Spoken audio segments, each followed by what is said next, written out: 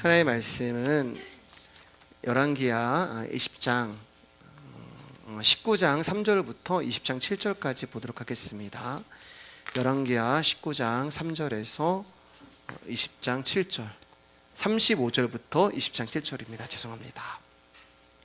열왕기하 19장 35절부터 20장 7절까지 제가 한 절, 여러분 한 절, 마지막 절은 같이 읽도록 하겠습니다. 이 밤에 여호와의 사자가 나와서 아수르 진영에서 군사 18명 5천 명을 친지라. 아침에 일찍 일어나 보니 다 송장이 되었더라.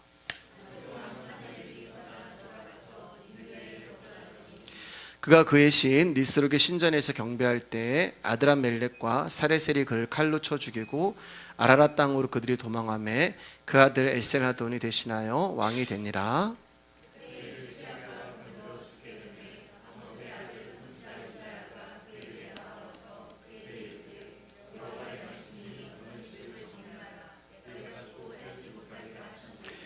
히스기야가 낯을 병으로 향하고 여호와께 기도하여 이르되 고아오니 내가 진실과 전심으로 주 앞에 행하며 주께서 보시기에 선하게 행한 것을 기억하소서 하고 히스기야가 심히 통곡하더라. 이사야가 성읍 가운데까지도 이르기 전에 여호와의 말씀이 그에게 임하여 이르시되 너는 돌아가서 내 백성의 주권자 히스기야에게 이르기를 왕의 조상 다윗의 하나님 여호와의 말씀이 내가 내 기도를 들었고 내 눈물을 보았노라. 내가 너를 낫게 하리라. 내가 3일 만에 여호와의 성전에 올라가겠고 내가 내 날에 15년을 더할 것이며 내가 너와 이 성을 아수르 왕의 손에서 구원하고 내가 나를 위하고 또 내 종 다윗을 위함으로 이 성을 보호하리라 하셨더라. 이사야가 이르되 무화과 반죽을 가져오라 하매 무리가 가져다가 그 상처에 놓으니 나으니라. 아멘. 오늘 말씀의 제목을 읽어보겠습니다. 시작. 히스기야의 기도. 히스기야의 기도. 옆 사람과 인사할까요? 귀하십니다. 귀하십니다. 네, 감사합니다. 오늘은 열왕기하 20장을 다 나누도록 하겠습니다. 그리고 말씀드리도록 오늘 성유가 조금 이제 길어요. 여러분 잘 인내하시고 들어주시기를 바랍니다. 열왕기하 20장은 히스기야의 기도가 기록되어 있는 장입니다. 병들어 죽게 된 히스기야가 하나님께 간절히 기도하였더니 그의 목숨이 15년 연장받았다는 유명한 내용으로 기독교의 서점에 가면 히스기야의 기도라는 제목으로 수많은 저자들이 책을 냈음을 볼 수 있어요. 이처럼 히스기야의 기도가 많은 그리스도인들에게 인기가 있는 이유는 고난과 질병, 어려움과 고통을 해결할 수 있는 기도로 생각하기 때문에 그렇습니다. 우리가 심한 고난 가운데 있고 큰 어려움을 당하더라도 히스기야처럼 눈물과 진실로 하나님께 간절히 기도하면 하나님은 우리의 기도의 정성을 들으시고 우리를 도와주신다는 것입니다. 그래서 특히 병이 든 사람이나 죽어가는 사람들에게 이 본문을 붙들고 기도하라고 권면을 하기도 합니다. 그런데 여러분, 히스기야의 기도가 과연 우리가 지금까지 알고 있었던 그런 내용을 말하는 것일까요? 여러분, 우리가 분명히 알아야 하는 것은 히스기야는 15년이라는 생명을 하나님으로부터 연장을 받았을 뿐이지 그가 기도해서 불멸의 삶을 산 것이 아니란 말이에요. 다시 말해서 15년 후에 히스기야는 죽었다는 것입니다. 열왕기하 20장 21절입니다. 시작. 히스기야가 그의 조상들과 함께 자고 그의 아들 므낫세가 대신하여 왕이 되니라. 죽을 병에서 고침을 받았지만 15년 후에 히스기야는 죽습니다. 그러니까 히스기야를 살리신 뜻, 하나님의 뜻은 그의 목숨을 15년 연장한 것에 있지 않다는 거예요. 또 성경에 죽었다가 살아난 사람이 누가 있어요? 나사로가 있잖아요. 죽은 나사로도 예수님의 부르심에 돌무덤을 열고 살아났습니다. 어떤 분들은 나사로가 부활했다 이렇게 얘기하는데 여러분, 부활한 것이 아니에요. 부활이라고 하는 것은 영원히 죽지 아니하는 것을 말합니다. 나사로는 다시 죽었단 말이에요. 그 역시 세월이 지난 후에 죽습니다. 아마 돌무덤에서 죽은 나사로는 예수님이 자신을 부르실 때 조금 기분이 나빴을 거예요. 왜 기분이 나빴을까요, 여러분? 아니 뭐야, 나 지금 눈물도 없고 슬픔도 없고 죄도 없고 악도 없고 사망도 없는 천국에서 나를 위해 목숨을 바쳐 나를 사랑하시는 아버지 하나님과 함께 행복하게 잘 살고 있는데 왜 나를 다시 땅으로 부르는 거야? 마음이 상했을 거예요. 여러분 안 그랬을 것 같으세요? 나사로가 천국에 있는데요. 그랬을 것입니다. 오늘날 천국을 갔다 왔다고 떠들고 다니며 교회를 돌아다니며 간증을 하는 사람들이 있어요. 놀라운 것은 제가 신문을 봤는데 그분들의 이제 간증 내용에 몇 년치 스케줄이 어디 교회 가지고 쫙 이미 잡혀 있더라고요. 여러분 천국에 갔다가 다시 돌아온 것이 자랑하고 간증할 일입니까? 그리고 그 천국을 경험하고 왔다는 사람들이 이 땅의 물질이 천국에서 아무 소용이 없다는 것을 분명히 알 텐데 왜 간증 집회를 다니면서 사례비를 그렇게 많이 받아가는 것입니까? 그리고 천국을 경험한 사람은 하루라도 빨리 천국으로 다시 가기를 원해야지 왜 몇 년치 교회의 스케줄을 잡고 그렇게 신문 광고를 내면서 자랑을 하는 것입니까? 성경에 천국을 갔다 온 사람이 있어요. 사도 바울입니다. 그가 셋째 하늘을 갔다 왔다 이렇게 얘기하잖아요. 3층 천을 얘기해요. 창세기 보면은 하나님이 천지를 창조하시니라 얘기할 때 그 지는 땅을 단수로 얘기하지만 천이라고 하늘은 복수가 있어요. 하늘들과 땅을 창조하셨다. 이게 원문이 되는 거예요. 하나님이 태초에 하늘들과 땅을 창조하셨다. 그러니까 하늘이 하나가 아니라는 거예요. 그러면 성경에서 말하는 하늘은 몇 개예요? 3개를 말합니다. 우리가 보는 하늘, 또 그 위에 있는 우주라고 하늘, 또 그 우주를 넘어서 있는 하나님 나라를 말하는 거예요. 그래서 셋째 하늘을 고린도후서에 보면 사도 바울이 3층 천이라고 얘기하잖아요. 내가 환상에 있었는지 환상 밖에 있었는지 알지 못하지만 그 하나님 나라를 보고 왔다 이렇게 이야기를 하잖아요. 근데 바울은 자신이 셋째 하늘을 다녀온 것을 자랑하지 않습니다. 그리고 간증 집회를 열지도 않아요. 바울은 천국을 경험하고 와서 고백하기를 나의 자랑거리는 오직 자신의 약함이라고 고백을 합니다. 내가 약해질 때 주님의 강함이 드러나는 것이고 내가 죽을 때 주님의 영광이 드러나는 것이고 나의 이름이 사라질 때 주님의 이름이 자랑이 되는 거예요. 그래서 사도 바울은 그 예수 그리스도만 증거한 것입니다. 그러니까 진짜 천국을 경험한 사도 바울의 자랑거리와 간증은 자신을 살려주시고 죄인 중에 괴수인 자기를 자녀 삼으신 예수 그리스도밖에 없는 거예요. 그래서 천국을 갔다 온 것을 자랑하고 간증하는 것이 아니라 예수님만 이야기하는 것입니다.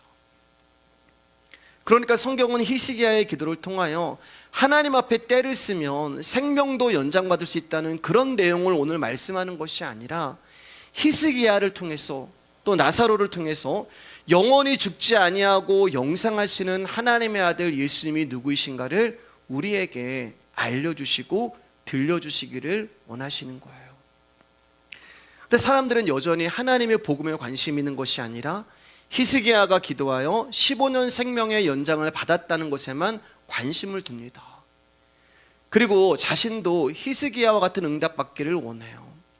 여러분 제가 놀라운 비밀을 하나 알려드리겠습니다. 그것은 우리가 이미 히스기야가 받은 그 놀라운 기적을 매일매일 경험하고 살아가고 있다는 거예요. 왜냐하면 우리가 살아가는 하루하루가 하나님이 연장해 주시는 삶이기 때문에 그렇습니다. 그렇잖아요, 여러분. 하나님은 오늘 밤에 나를 불러가시면 우리는 내일이 없는 거예요. 그러니까 우리가 살아가는 오늘 하루, 내일 하루는 그분이 우리를 긍휼히 여기셔서 연장해 주시는 히스기야에게 응답하셨던 그 기적의 삶이란 말입니다. 여러분 가운데 저녁에 잠자리에 들기 전에 하나님 내일도 살게 해주십시오라고 기도하는 분은 안 계실 것입니다. 그리고 다음날 내가 숨을 쉬는 것을 보고 전날 밤에 하나님이 내 기도에 응답하셔서 오늘 나에게 생명을 연장시켜 주셨구나라고 생각하시는 분도 한 분도 안 계실 거예요. 왜냐하면 우리는 내일도 당연하게 살아있을 것을 믿고 있기 때문에 그렇습니다. 즉 내일도 나는 살아있어라는 것을 확신하기 때문에 그러한 기도를 할 필요를 느끼지 못하는 거예요. 그리고 설사 그런 기도를 했다 하더라도 다음날 일어났을 때 그것을 하나님의 기도 응답으로 믿으며 하루를 더 살게 된 것을 기뻐하고 감사하지 않는 것입니다. 제가 이제 저기 밑에 지방에서 청년들 사역을 이제 할 때 한 청년이 나와서 이제 대표 기도를 하는데 이렇게 기도하는 거예요. 그때 20대 이제 중반인 청년이었는데 지금은 결혼해가지고 이제 아기를 낳았거든요. 하나님, 오늘 하루 내가 하나님 앞에 더 가까이 갈 날이 하루 더 가까이 와줘서 오게 해주셔서 감사합니다. 하나님, 하나님 앞에 가는 날이 하루 더 다가와서 감사합니다. 여러분, 이게 20대 청년이 복음을 알게 되니까 하는 기도가 되는 거예요. 이 땅에서 성공하고 유명해지고 그런 기도가 아니라, 하나님, 내가 하나님 나라 가는 날이 하루 더 가까워졌습니다. 그걸 감사해야 하는 거예요. 이처럼 하나님은 우리에게 매일 히스기야에게 행하신 놀라운 기적을 베풀어 주시는데, 우리는 하루하루 살아가는 이 은혜를 깨닫지 못합니다. 그래서 매일매일 기적을 경험하면서도 성도로서 하나님을 향한 감사와 기쁨을 잃어버리고 살아가는 거예요. 자, 그럼 이제 구체적으로 오늘 본문을 통하여서 우리에게 들려주시는 예수 그리스도의 복음이 무엇인지를 살펴보도록 하겠습니다. 1절을 보면은 그때에 이렇게 시작을 해요. 아하스가 죽고 히스기야가 25살에 왕이 되었습니다. 그리고 그가 39살이 되던 해에, 우리가 지난주에 봤었죠, 히스기야가 왕이 된 지 14년에 아수르의 사네립이 쳐들어왔어요. 여호와 앞에 정직하게 행했고 여호와를 의지하던 히스기야도 세상의 힘 앞에는 어쩔 수 없이 연약한 존재가 되었습니다. 그는 유다를 지키기 위해 성전과 왕궁의 금과 은을 사네립에게 바치게 됩니다. 그러나 아수르의 사네립은 그것으로 만족하지 못하고 다시 히스기야와 남유다를 공격하였어요. 우리 지난주까지 봤던 말씀이잖아요. 그러나 이번에는 히스기야가 살아계신 하나님을 찾게 되었고, 하나님께 간절히 기도했을 때 그날 밤 여호와의 사자가 일하심으로 아수르의 대군인 18만 5천 명이 하룻밤 사이에 시체가 된 것을 목격하게 됩니다. 이 사건으로 사네립은 예루살렘과 유다를 떠나게 돼서 니느웨 성으로 돌아갔고, 거기서 그의 아들에 의하여 죽임을 당하게 됩니다. 그리고 그때에, 그러니까 아직 아수르를 이긴 그 승리의 함성이 다 사라지기도 전에 여호와가 히스기야와 예루살렘 백성을 사네립의 손에서 건져주신 그 무렵에 히스기야가 병이 들어 죽게 되었어요. 그때 하나님이 이사야 선지자를 히스기야에게 보내어 당신의 뜻을 통보하는데, 그것은 히스기야가 병들어 죽게 되었으니 너는 집을 정리하라는 청천벽력 같은 말씀을 히스기야가 이사야 선지자를 통해서 듣게 됩니다. 여러분, 지금 히스기야의 나이는 39살이에요. 39살. 죽기에 너무 아까운 젊은 나이잖아요. 그리고 아들이 없어요. 자식이 없단 말입니다. 자신의 왕위를 이을 아들 하나 없는 39살의 젊은 나이에 히스기야, 너는 죽게 되었으니 너는 회복되지 못하고 그 병으로 죽을 것이니 너는 이제 집을 정리해라 라고 하는 하나님의 그 준엄한 명령을 듣게 되는 것입니다. 여러분, 혹시 여기 집을 정리하라는 말을 또 이제 이사가라고 하시는 거다 이런 거 아니에요, 여러분. 예. 너 죽게 되었으니 내 육신의 집을 정리해라, 마음의 준비를 해라, 이런 뜻이 되는 것입니다. 3절 말씀에 여호와여 구하오니 내가 진실과 전심으로 주 앞에 행하며 주께서 보시기에 선하게 행한 것을 기억하옵소서 하고 히스기야가 심히 통곡하더라. 이사야 선지자를 통해 하나님의 말씀을 들은 히스기야는 벽을 향하여 얼굴을 돌립니다. 이 행동은 하나님만 바라보겠다는 의지예요. 그리고 하나님, 내가 진실과 전심으로 주 앞에 행한 것을 기억해달라며 눈물로 통곡하며 살려달라고 하나님 앞에 기도를 하기 시작합니다. 여러분, 히스기야의 이 애끓는 간절함이 남의 이야기처럼 들리지 않잖아요.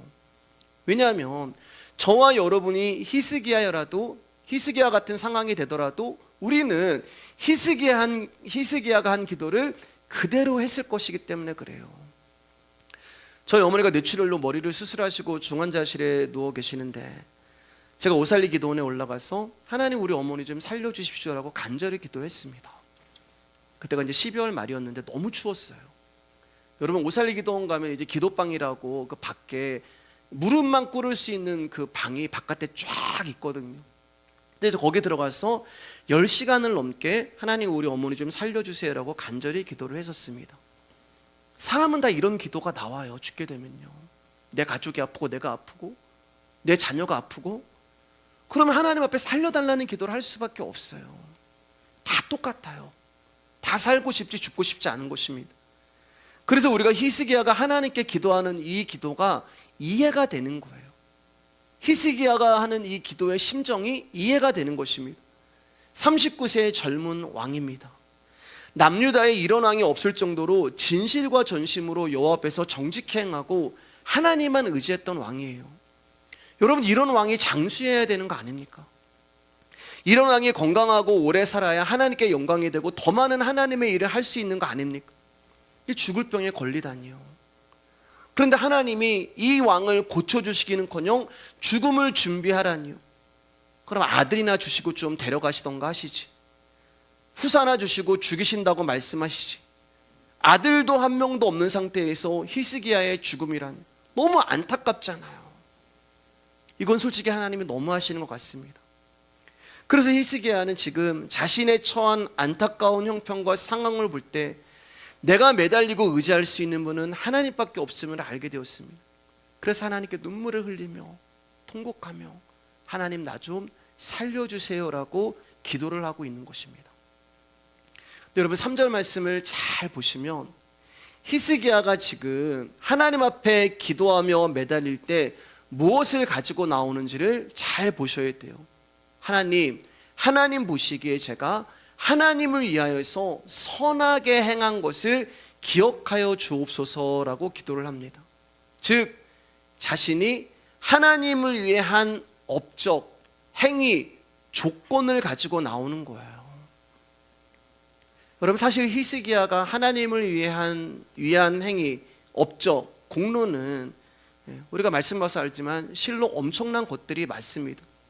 우리 다 알고 계시지만 한 번 더 볼까요? 우리 열왕기하 18장 3절 7절입니다. 제가 한 절 여러 번 한 절 읽을게요. 히스기야가 그의 조상 다윗의 모든 행위와 같이 여호와께서 보시기에 정직하게 행하여 그가 여러 산당들을 제거하며 주상을 깨트리며 아세라 목상을 찍으며 모세가 만들었던 놋뱀을 이스라엘 자손이 이때까지 행하여 분향함으로 그것을 부수고 누사단이라고 일컬었더라. 히스기야가 이스라엘 하나님 여호와를 의지하였는데 그의 전후 유다 여러 왕 중에 그러한 자가 없었으니 곧 그가 여호와께 연합하여 그에게서 떠나지 아니하고 여호와께서 모세에게 명령하신 계명을 지켰더라. 같이 읽겠습니다. 여호와께서 그와 함께 하심에 그가 어디로 가든지 형통하였더라. 저가 아스루 왕을 배반하고 섬기지 아니하였고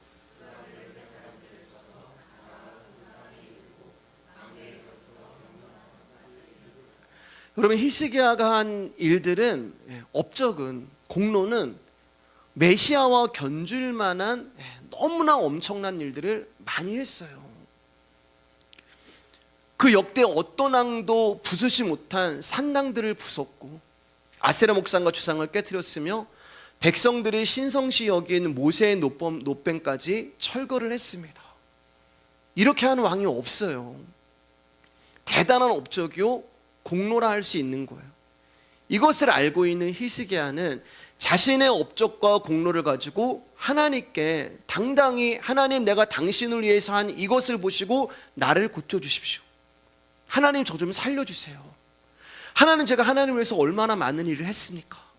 하나님을 위해 산당도 부쉈고 놋뱀도 부쉈습니다. 저는 아수르의 공격에도 하나님을 의지했고 아수르를 섬기지 않았고 모세의 율법을 철저히 지켰습니다. 또 남유다를 하나님만 신앙하고 믿는 민족으로 만들었습니다. 하나님 이런 저의 공로를 잊어버리지 말아주세요. 하나님 제가 하나님을 위해서 하는 이 행위들을 잊어버리지 마시고 저를 긍휼히 여겨주셔서 제발 저를 살려주세요. 그렇게 기도를 하고 있는 것입니다. 그리고 히스기야는 충분히 이런 기도를 할 자격이 있는 왕이었어요. 전에 한번 말씀을 제가 드렸습니다. 제가 전도사 때 몸이 안 좋아서 충주에 있는 요양원에서 생활을 했던 적이 있었어요. 그때 제 나이가 30대 중반이었는데 그 요양원은 저기 충주 끝에 있었어요. 전화도 안 터지는. 전화를 걸려면 한참을 내려와서 전화를 해야 됩니다. 근데 거기에는 정말 병원에서도 포기하신 말기암 환자분들이 오셔서 마지막 희망을 갖고 치료를 받던 곳이었습니다. 근데 목사님 거기에 왜 가셨어요? 제 상태가 그때 그런 상태까지 됐어요. 그때 몸이 너무 많이 망가져서 그 말기암 환자들이 받는 치료를 같이 받았어요. 그때 그곳에서 한 권사님을 만나게 되었습니다. 일과가 끝나면은 할 게 없잖아요. 권사님이랑 말씀도 나누고 살아온 인생 이야기도 듣고 또 기도도 해드리던 그런 권사님이셨습니다. 그 권사님은 폐암 말기셨는데요, 열심히 운동을 하시고 치료를 받으셔서 암덩어리가 많이 줄어들어서 이대로 가면 정말 좋아질 것이라고 했던 그런 권사님이었습니다. 돈도 많으셨어요. 자녀가 서울에서 한의원을 하고 있었거든요. 그래 말씀드렸지만 그 손녀가 굉장히 유명한 연예인입니다.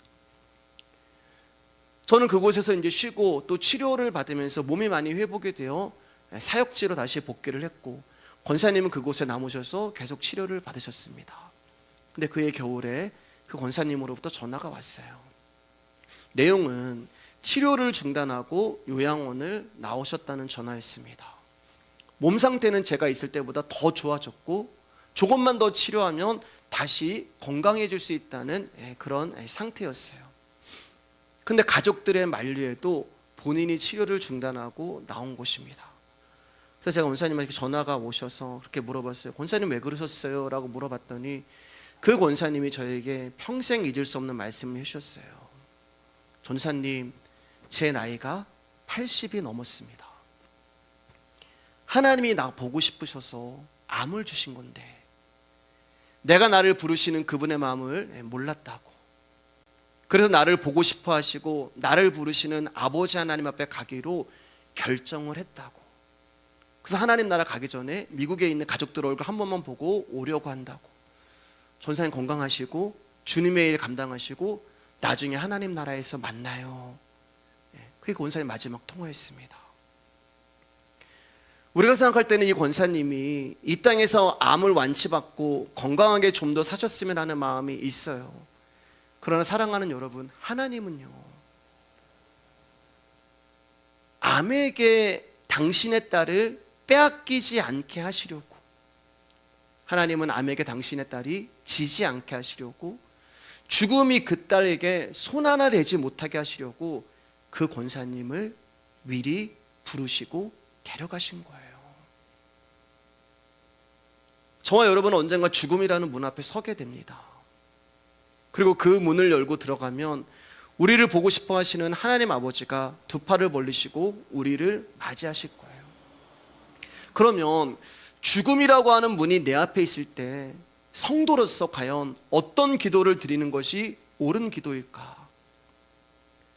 우리가 정말 이 시간 너머에 있는 하나님 나라를 올바로 인식하고 소망하고 있다면 히스기야처럼 애걸복걸하면서 자신이 이 땅에서 하는 행위와 조건과 업적을 가지고 더 살게 해달라고 기도를 하는 것이 합당한 기도일까?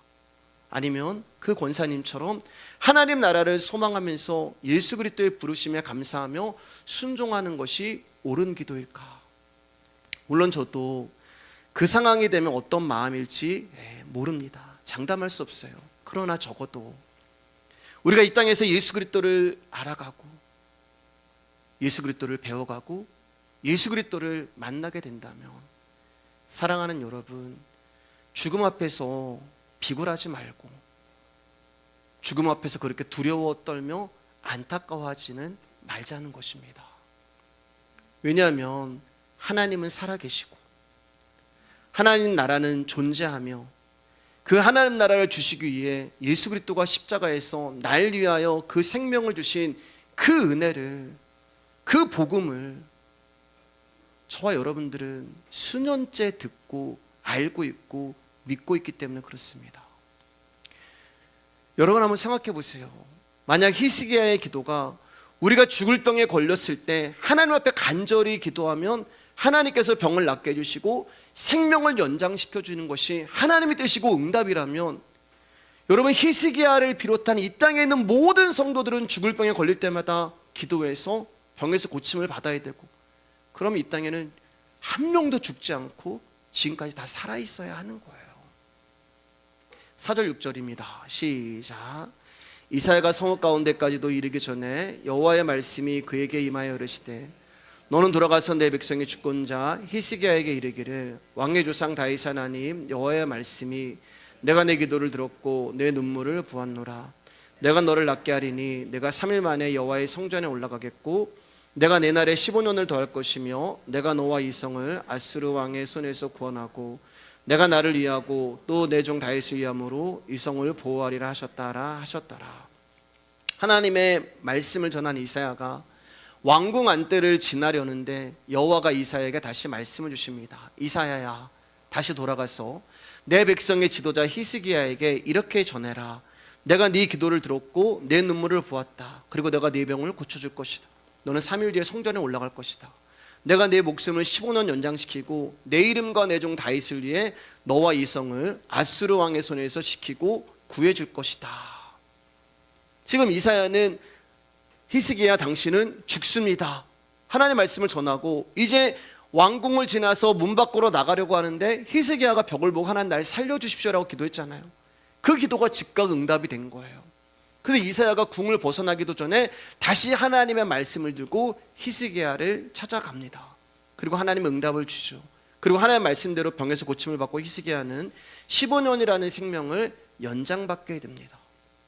그리고 많은 분들이 이제 이 부분을 가지고 히스기야가 하나님께 눈물로 간절히 통곡하며 기도를 하니까 하나님이 히스기야의 생명을 15년 연장해 주셨다고 이야기를 합니다.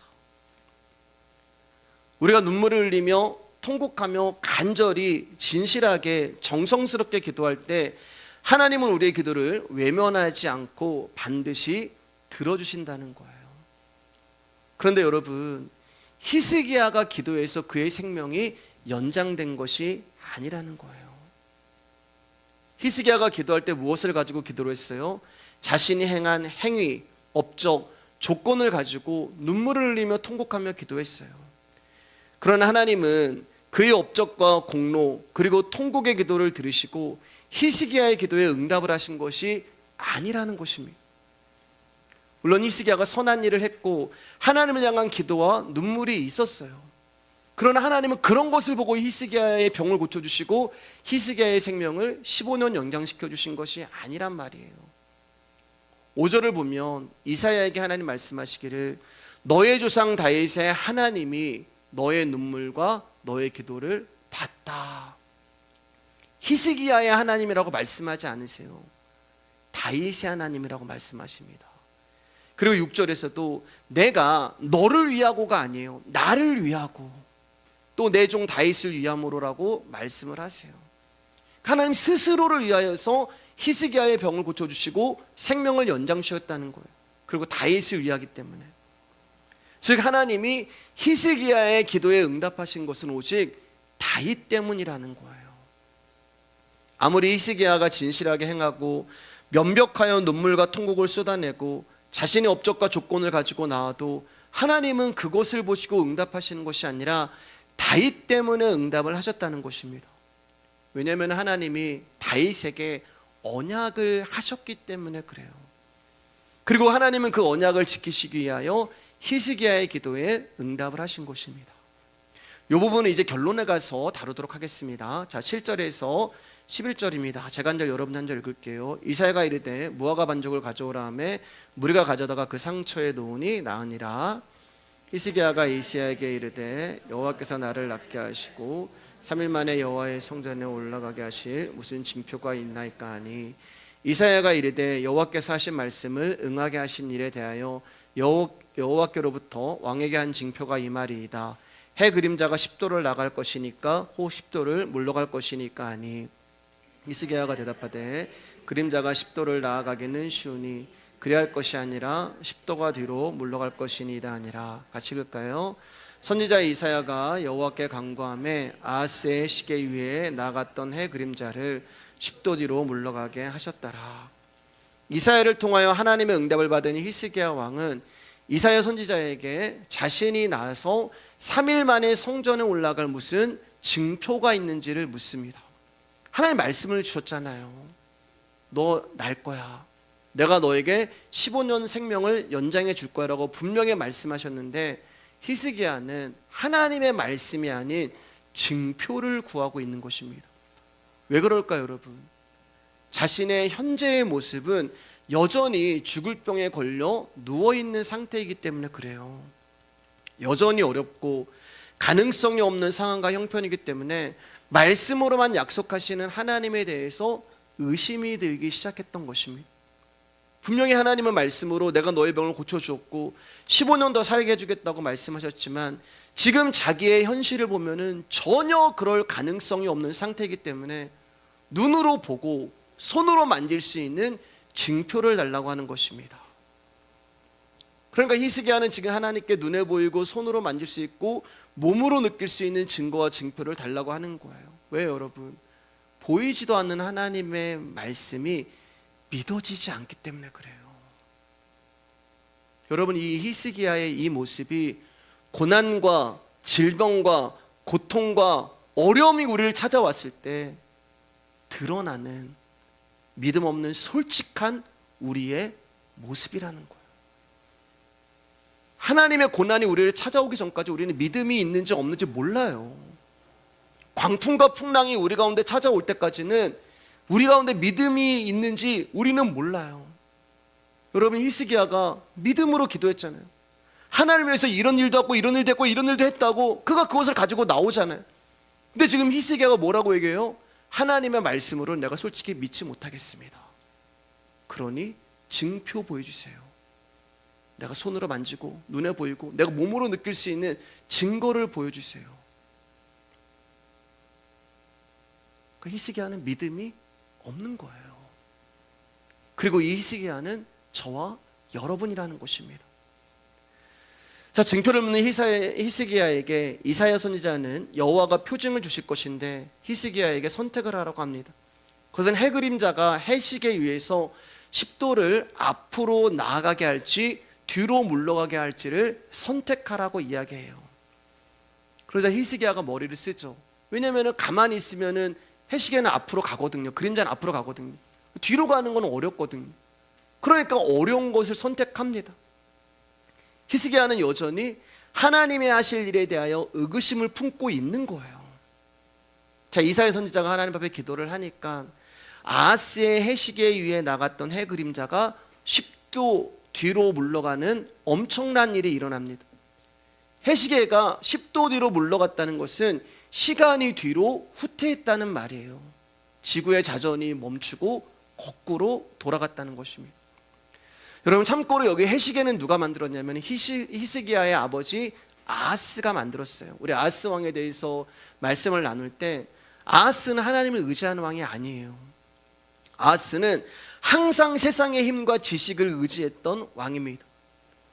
세상의 기술과 지식으로 이스라엘을 얼마든지 부강하게 할 수 있다고 믿었던 왕이에요. 하나님을 믿지 않았어요. 해시계는 과학입니다. 침대가 과학이 아니고요. 해시계가 과학입니다. 여러분, 과학이 뭐예요? 과학은 인간을 부강하게 만들고 발전시킬 수 있는 지식이란 말이에요. 그러니까 아하스는 과학을 의지했던 왕이지 하나님을 의지했던 왕이 아니에요. 그런데 지금 하나님이 그 과학, 해시계를 뒤로 가게 하심으로 그 과학이 아무것도 아닌 무용지물이라는 것을 보여주시고 계시는 거예요. 그리고 하나님이 이 사건으로 말미암아 히스기야와 또 저와 여러분에게 우리가 무엇을 의지해야 하는지를 명백히 보여주시고 밝혀주시고 계시는 거예요. 엄청난 일이 일어났잖아요. 이건 정말 신이 아니면 할 수 없는 그런 일이 일어났잖아요. 모든 생명은 시간과 관련이 있고 시간의 주관자 하나님은 사람의 생명도 다스릴 수 있음을 말해주는 것입니다. 그러니까 지금 히스기야의 질병 치유는 인간의 불가능함과 하나님의 은혜의 풍성함을 보여주는 한편의 드라마와 같은 것입니다.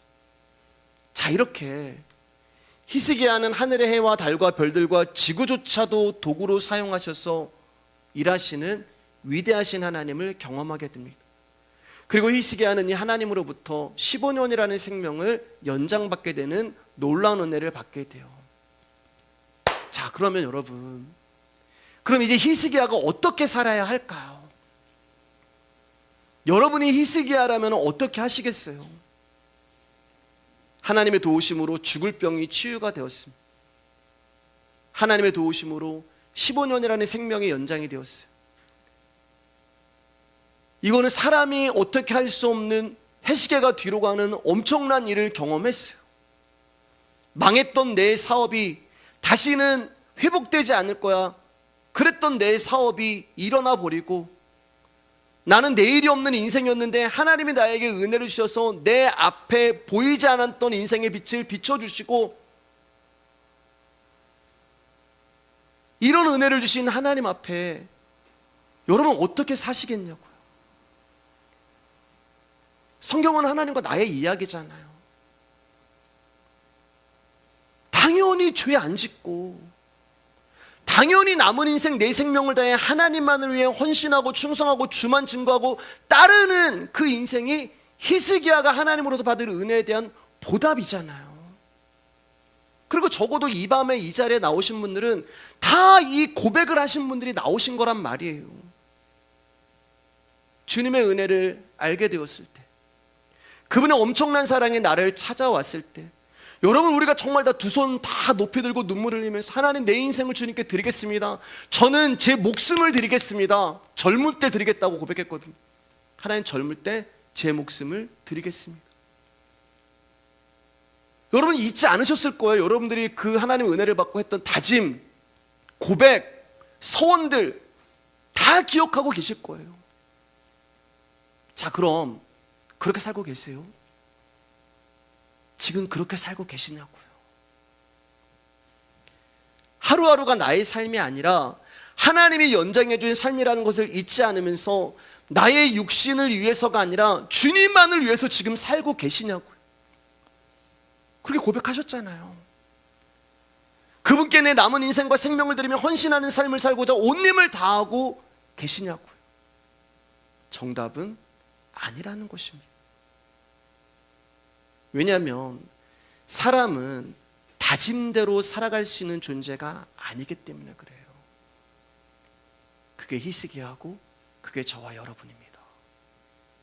히스기야는 그 연장된 인생 동안 바로 그러한 하나님의 교훈을 마음에 새기고 열심히 하나님께 의존하고 순종하며 살아야 했어요. 처음에는 그렇게 살았을 거예요. 우리가 그랬잖아요, 여러분. 우리가 은혜 받을 때 얼마 정도까지 시간까지는 정말 그렇게 살려고 노력했잖아요. 그런데 시간이 가면서 그는 자신을 살려주는 하나님의 은혜를 잊어버리고 자신의 교만에 빠져 하나님을 경록해 합니다. 그리고 그 교만함 때문에 이스라엘은 바벨론의 포로로 70년 생활을 하게 되는데, 이게 무슨 일이냐? 히스기야 때문에 남유다가 완전히 멸망을 하게 된다는 거예요. 엄청난 은혜를 받은 히스기야 때문에 남유다가 완전히 멸망하게 된다는 거예요. 12절입니다. 시작. 그때 발라단의 아들 바벨론의 왕 브로닥 발라단이 히스기야가 병들었다함을 듣고 편지와 예물을 그에게 보낸지라. 바벨론 왕이 히스기야가 병이 들었다는 소식을 듣고 편지와 예물을 보냈는데, 사신들이 도착했을 때는 이미 히스기야가 병이 났고 생명이 연장된 응답을 받은 후였어요. 바벨론도 반아수르 정책을 펴는 나라입니다. 그러니 유다와 동맹을 맺어서 반아수르 정책을 펴기를 원했던 거예요. 그래서 히스기야 왕은, 그래, 나 얼마든지 너와 힘을 합쳐서 아수르를 물리칠 수 있는 동맹국이 될 수 있어. 그것을 보여주기 위해서, 과시하기 위해서, 자기의 능력과 힘을 보여주기 위해서 나라 안에 있는 모든 보물들을, 오늘날의 말하면 무기들도 되는 거죠. 무기들, 보물들을 바벨론 사절단에게 다 보여주는데, 보여주지 아니하는 것이 하나도 없을 정도로 다 보여줍니다.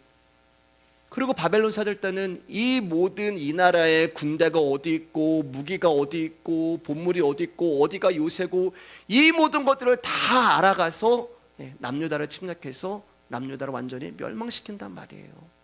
열왕기하 20장 13절입니다. 시작. 히스기야가 사자들의 말을 듣고 자기 보물구에 금은과 향품과 보배로운 기름과 그의 군기구와 창고의 모든 것을 다 사자들에게 보였는데 왕궁과 그의 나라 안에 있는 모든 것 중에서 히스기야가 그에게 보이지 아니한 것이 없더라. 바벨론의 밥이 돼버린 거예요. 이 히스기야 멍청한 왕 때문에, 이 교만한 왕 때문에, 자기 자랑하는 왕 때문에. 여러분, 한 가지 궁금한 게 있잖아요. 그게 뭐냐면 아스루 왕이 쳐들어왔을 때 히스기야에는 나라에 있는 모든 금관, 즉 성전의 문과 기둥까지 벗겨서 금을 다 바쳤는데 도대체 갑자기 어디서 이런 금은보화가 있는 것일까? 성경에 정확한 이유가 나와 있지 않지만 추론을 해보면 하나님의 일하심으로 아스루 군대 18만 5천 명이 죽었을 때 그들이 가지고 있었던 금은보화, 무기와 전리품이 아니었을까? 그들이 갖고 있던 건 전리품만 갖고 와도 이스라엘의 왕국의 창고에 가득 채워졌을 것입니다. 자, 그러면 그 18만 5천 명을 누가 죽였어요? 히스기야가 죽였어요? 히스기야가 한 게 없어요. 히스기야는 잠만 잤어요. 일어나 보니까 다 죽었어요. 하나님이 하셨잖아요. 분명히 하나님의 사자가 그 밤에 아수르 18만 5천 명을 죽였더라라고 말씀하시잖아요. 그러면 히스기야가 한 게 아니란 말입니다. 지금 히스기야가 자랑하고 있는 그 보물들과 무기들은 하나님의 능력과 힘을 보여주는 결과지 히스기야의 힘과 능력을 보여주는 것이 아니란 말이에요. 그런데 마치 이 모든 것이 히스기야는 자신의 힘과 능력으로 이루어진 것처럼 자랑을 하고 있는 거예요. 아스루 왕이 쳐들어왔을 때에도 금과 은을 주고서 공격을 받았는데 다시 바벨론 사절단 앞에서 그것을 동일하게 보여주는 것입니다. 왜요? 자기를 자랑하고 싶거든요. 자기를 드러내고 싶거든요. 자기를 과시하고 싶거든요. 바벨론의 사절단은 죽을 병에 걸린 히스기야의 소문을 듣고 문병을 왔습니다. 그런데 히스기야가 죽지 않고 죽을 병에서 고침을 받아서 건강한 거예요. 거기다 15년이라는 생명을 연장받은 거예요. 바벨론의 사절단이 얼마나 놀랐겠어요. 아니, 내가 듣기에는 어제 오늘 내일 한다고 들었는데 어떻게 이런 일이 일어났습니까? 그럼 히스기야가 뭘 자랑해야 되는 거예요? 우리가 믿는 살아계신 하나님이, 내가 예배하는, 내가 섬기는 살아계신 하나님이 나를 긍휼히 여기셔서 죽을 병에서 나를 고쳐주시고 나에게 15년이라는 생명을 주셨습니다. 이거 자랑해야 되잖아요. 이 하나님을 자랑했어야 된단 말입니다.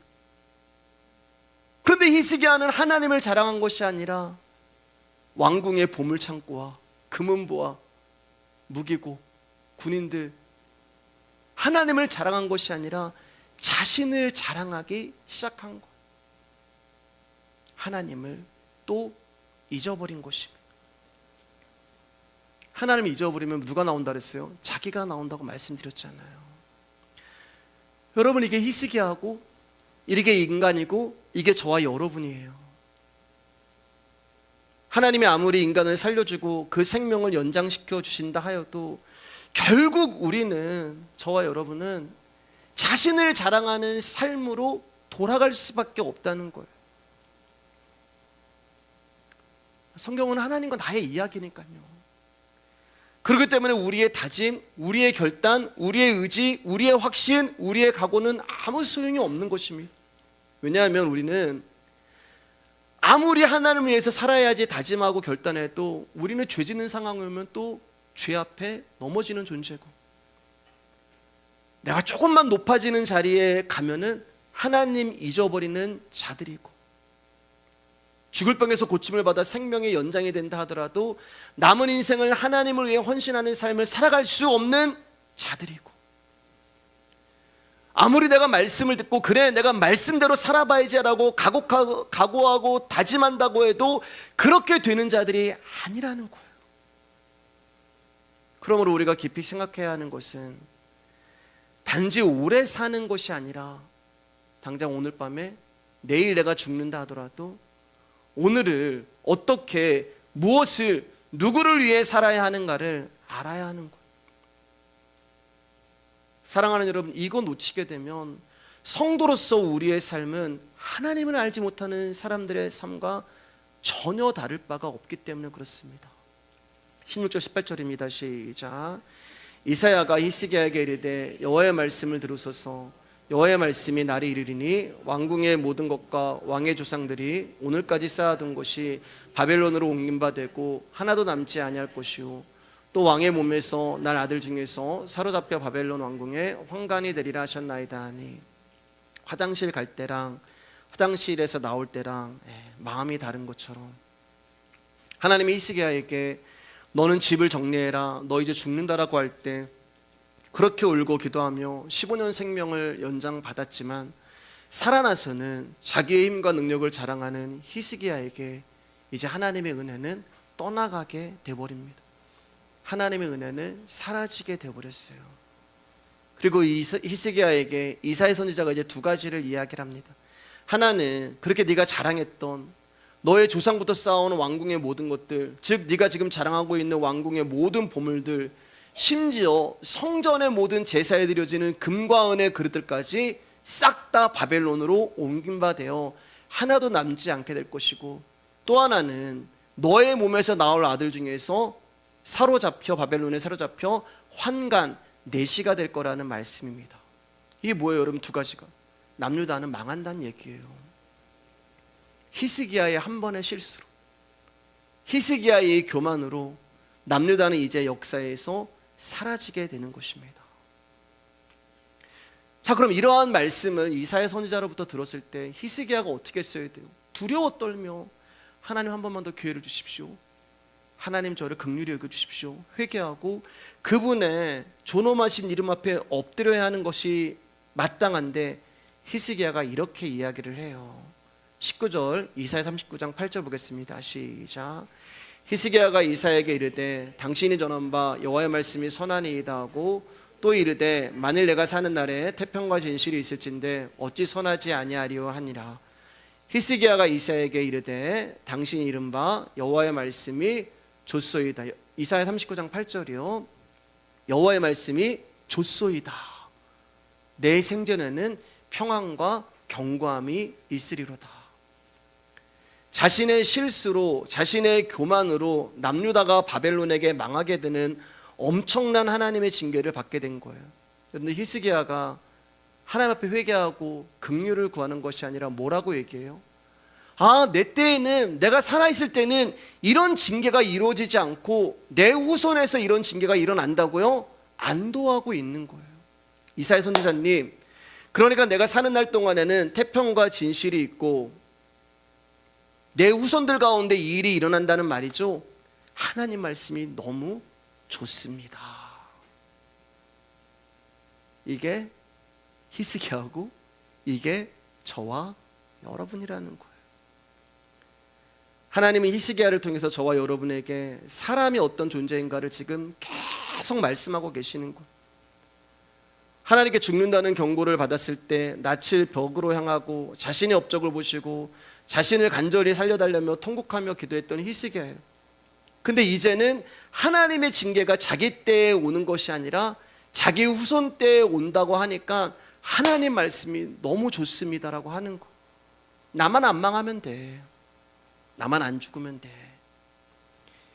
이것이 사는 것에 급급한 우리의 모습이고, 이렇게 열왕기하 20장이 끝이 납니다.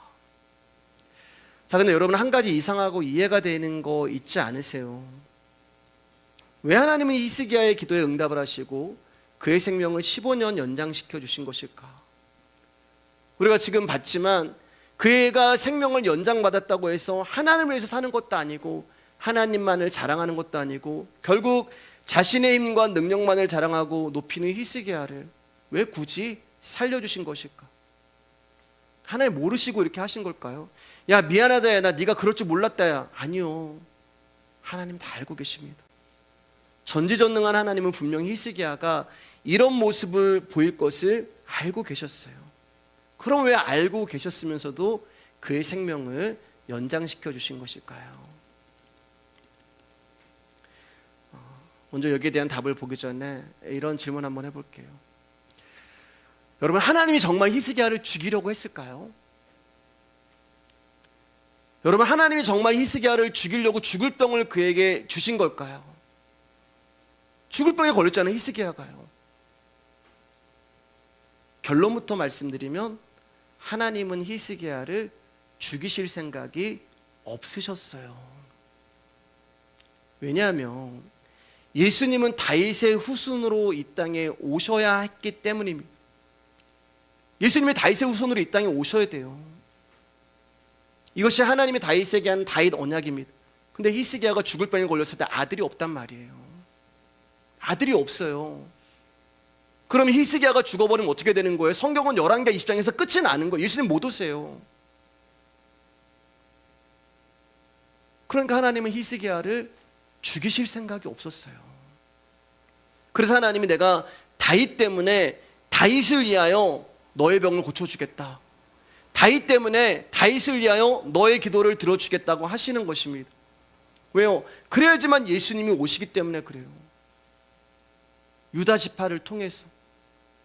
그렇기 때문에 하나님은 애초부터 히스기야를 죽이실 생각이 없으셨던 것입니다. 그러면 왜 히스기야에게 죽을 병을 고쳐주시고 그로 하여금 기도하게 하시고 15년이라는 생명을 연장해 주신 것일까? 그 전에 11개 18장 25절 보면은 이렇게 랍사게가 이제 조롱을 합니다. 내가 어찌 여호와의 뜻이 아니고서야 이제 이곳을 멸하러 올라왔겠느냐? 여호와께서 전에 내게 이르시기를 이 땅으로 올라와서 쳐서 멸하라 하셨느니라. 여러분, 이게 랍사게가 지금 남유다를 조롱하는 말이거든요. 근데 뭐라고 얘기하면 하나님의 뜻이라고 이야기해요. 하나님이 나에게 말씀하셨다고 이야기를 해요. 이게 허풍처럼 들리지만 허풍이 아니란 말이에요. 하나님이 그렇게 하시는 거예요. 즉 하나님의 계획 속에 랍사게가 유다를 공격하는 것이 들어가 있는 거예요. 즉 남유다의 위기는 하나님의 간섭하심에 의해서 일어난 것입니다. 이사야 38장 1절 말씀 가운데 그때 히스기야가 병들어 죽게 되니 아모스의 아들 선지자 이사야가 나아가 그에게 이르되 여호와께서 이같이 말씀하시기를 너는 내 집에 유언하라 내가 죽고 살지 못하리라 하셨나이다. 지금 히스기야에게 사형 선고를 내리시는 분은 하나님이에요. 다시 말해서 히스기야가 죽을 병에 걸린 건 역시 하나님의 뜻 안에 있는 계획이란 말입니다. 즉 우리의 인생과 우리 인생의 역사라는 것은 그분의 뜻과 그분의 계획 안에서 모든 것이 움직이고 진행되고 있는 거예요. 아수를 들어쓰기도 하고 바벨론을 들어쓰기도 하고 인생 책지와 사람 막대기를 들어쓰기도 하고. 왜냐하면 하나님은 히스기야와 유다 백성들에게 무언가를 가르치고 싶고 오늘날 교회인 저와 여러분에게 어떠한 메시지를 전달하고 싶으시기 때문에 그래요. 히스기야는 마치 다윗의 후손으로 오신다던 메시아처럼 보입니다. 그는 유다에서 공예와 종교적 신앙을 회복했고 산당과 우상을 파괴했으며 신실하시고 충성스러운 모습을 보여줬던 사람이에요. 훌륭한 지도자였어요. 그러나 그렇게 믿음과 신앙으로 사는 것처럼 보이는 히스기야도 죽음 앞에서는 티끌과 같은 존재고 죽음 앞에서는 두려워하는 존재고 죽음 앞에서는 하나님을 신뢰하지 못하는 존재고 살기만 급급해하는 어쩔 수 없는 인간이라는 것을 우리 가운데 보여주는 거예요. 메시아처럼 보일 만큼 신앙과 믿음을 자랑하던 그도 하나님의 은혜를 떠나서는 언제든지 교만의 자리로 올라설 수 있다는 것을, 자기의 이익과 유익을 위해서라면 하나님을 잊어버릴 수 있는 자라는 것을 자기를 위해서면 하나님의 말씀이 좋소이다라고 하는 유치찬란한 답을 하시는 어쩔 수 없는 인간이라는 것을 우리 가운데 보여주는 거예요. 여러분, 제가 늘 기도할 때마다 잘하는 말씀이, 정말 많이 하는 말씀, 우리가 하나님 앞에서 내가 어떤 존재라는 것을 알아야 한다고 늘 말씀을 드리잖아요. 이게 우리예요. 뭘 대단합니까, 우리라는 존재가. 우리가 뭐 알면 얼마나 알아요, 이런 존재가요. 믿음 있으면 얼마나 믿음 있고 신앙 있으면 얼마나 신앙이 있고. 즉 저와 여러분들은 하나님의 은혜를 받지 않으면 존재조차도 할 수 없는 자가 바로 저와 여러분이라는 거예요. 그러니까 하나님 말씀하는 거예요. 너희들 회개하지 않으면, 너희들 정신 차리지 않으면, 너희들 내 은혜 붙들지 않으면 이렇게 왕과 나라가 한꺼번에 쫄딱 망할 수 있으니까 정신 차려라. 너희들 하나님의 은혜 의지하지 않고 이 세상의 과학 의지하고 이 세상의 힘 의지하고 세상의 힘을 의지하면 무시무시한 멸망으로 떨어질 수 있으니까 너 하나님 의지해라.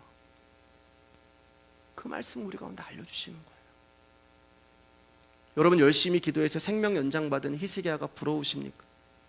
그러나 우리는 서두에 말씀드렸듯이 그 삶을 살아가고 있단 말이에요. 매일매일 연장받은 삶을 살아가고 있단 말입니다. 우리는 죽을 병 정도가 아니에요. 에베소 말씀 가운데 뭐라고 말씀하세요? 너희는 허물과 죄로 죽었던 자들이다. 죽은 자들이에요. 우리는 죽을 병 걸린 조차 죽은 자들. 근데 그 죽은 자들을 하나님이 은혜를 주셔서 살려주시고 매일매일 하나님 은혜로 우리의 생명이 연장받아 살아가고 있단 말입니다. 이 연장된 은혜의 날 동안 우리가 무엇을 위해 살아야 한다고요? 이 세상의 힘의 원리를 배제하고 하나님께 순종하며 하나님만 의존하여 우리의 삶을 영위해 나가야 하는 거예요. 히스기야처럼 되지 말라는 거예요. 그렇게 우리가 정신 똑바로 차리지 않으면 우리는 언제든지 히스기야 같은 우를 범하고 실수를 범하고 교만에 빠질 수 있다는 것을 말씀하는 거예요. 그러나 히스기야 같은 실수를 설령 했다 하더라도 하나님은 예루살렘을 버리지 않습니다. 남유다를 버리지 않아요. 70년 동안 포로 생활을 하게 해서라도 결국은 하나님은 우리를 성숙시키고 완성시키는 거예요. 근데 여러분 잘 들어보세요. 그렇게 가는 게 너무 힘들잖아요. 나 어차피 70년 포로 생활하면 하나님 어차피 결국은 하나님 완성시켰지. 거기 안 가는 게 낫잖아요. 70년 포로 생활이요. 그런 자리까지 가는 게 너무 고통이고 고난이잖아요. 그래서 하나님은 오늘도 설교를 통하여서, 여러분 제가 대단한 존재가 아니잖아요. 저와 여러분 똑같이 저는 서서 말씀을 전하는 자고 듣는 자고, 먼저 하나님이 저희가 말씀을 들려주는 자고, 저는 하나님께 받은 말씀을 여러분께 들려주는, 그게 설교란 말이에요. 그러니까 이 설교를 통하여서 야 너희들 히스기야 이야기 잘 들어. 그리고 히스기야 했던 실수하지 말고 70년 바벨론의 포로 생활까지 가지 말고 정신 차려. 야곱처럼 그렇게 환도뼈 꺾어지는 부러지는 그 자리까지 가지 말고, 내가 지팡이 하나 줬고 정말 하나님이 살아계시구나 그 자리까지 가지 말고 오늘 들려주는 이 설교 듣고 정신 차려. 회개해. 저는 그게 설교의 힘이고 능력이고 하나님의 저를 말씀의 귀에 담임 목사로 세워주신 이유라고 생각을 합니다.